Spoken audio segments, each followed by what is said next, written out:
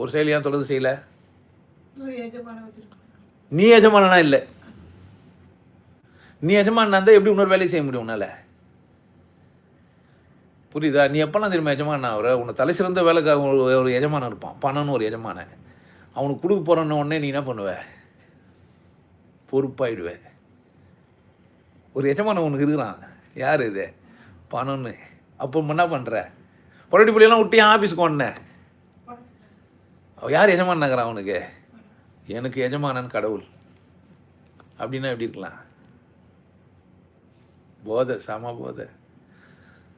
இதெல்லாம் சும்மா தமாசுன்னு நினச்சா? நான் திரும்ப திரும்ப சொல்லுவேன், வாழ்க்கை ஒரு அற்ப விளையாட்டுன்னு புரிஞ்சிச்சேண்ணா. எப்படி வாழலாம்?